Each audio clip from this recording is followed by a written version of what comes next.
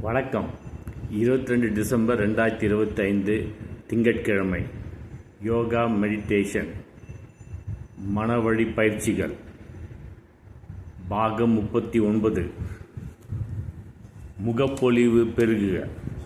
தவயோக பயிற்சியால் முகத்தின் பொலிவு பெருகும், குரலின் வளம் சிறக்கும், கண்ணின் கூர்மை மிகும். தவயோக பயிற்சியின் தீட்சை பெற்ற சில நிமிடங்களிலே புருவ விளிம்புகள் புடைத்திருப்பதை காணலாம். அதாவது தவயோக பயிற்சினால் ஆக்கமான முறையில் முகத்தில் நல்ல மாறுதல் ஏற்படுவதற்கு இது ஒரு முதல் அறிகுறி. தவயோக பயிற்சி தொடர்ந்து செய்வோரின் புருவ விளிம்புகள் திரளும். அதைத் தொடர்ந்து ஆண்டுகள் செல்ல செல்ல நெட்டு விரிந்து அகலமாகும். மிகவும் நுட்பமான வகையிலேயே உங்களில் உறங்கி கிடக்கும் ஆணை செலுத்துகின்ற உங்கள் ஆளுமையை பெருக்கிக் கொள்ளுங்கள். மனதை ஒருமுகப்படுத்தும் பயிற்சியின் போது உதடுகளை ஒன்றோடு ஒன்று அழிந்துமாறு நன்றாக அழுத்துங்கள்.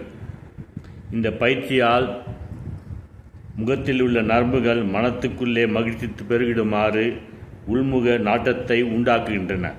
முதல் நிலையிலிருந்து இரண்டாவது தியான நிலைக்கு போகும்போது உதடுகளில் மெல்லிய புன்முறுவல் படர செய்ய பழகுங்கள். நன்றி, வணக்கம்.